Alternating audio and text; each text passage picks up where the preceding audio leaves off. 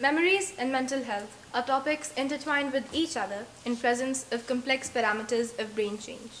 While one can't argue that these subjects are completely covered in hypotheses, they might in fact hold some truth to themselves. It is believed that the human brain develops up until ages 5 to 6 and remains unchanged after it is fully developed. What is interesting is that the brain actually takes 21 to 25 years to become adult, yet it keeps on changing when it learns a new skill.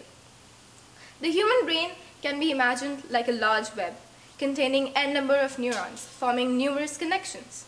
These neurons have dendrites, which connect to the axon terminals of the preceding cells.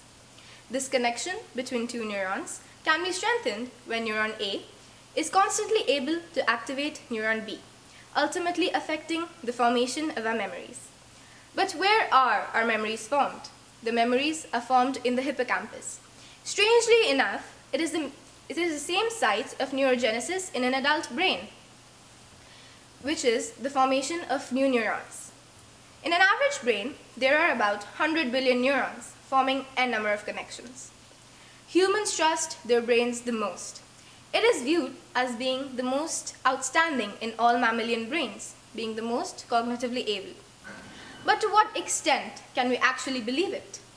Nader, a neuroscientist at the McGill University of Montreal, says that the very act of remembering can actually change our memories.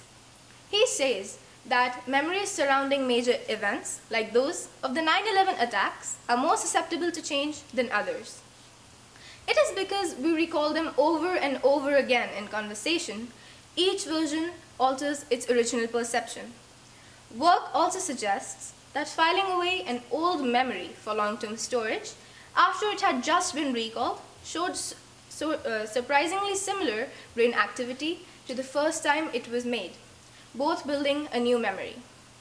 So now that we've known that the very act of recalling can actually result in misperception and distortion of our memory's original content, is there any way we can think of that can put this information into action for the betterment of the human race? Alan Brunette, a psychologist at the Mental Health University Institute of Douglas, has actually begun a real-world test on the theory of reconsolidation of memories. In his study, he conducted 19 patients with PTSD or post-traumatic stress disorder. 9 of them were given propranolol, a drug with side effects of memory loss, and 10 were given a placebo. After a few hours, the patients were read the scripts describing their traumatic experiences. All reacted differently. Some were fine, some weren't, while some completely lost it, Nader says. A week later, the volunteers were again read the scripts, but this time without giving the pill or the placebo. And the results were astonishing.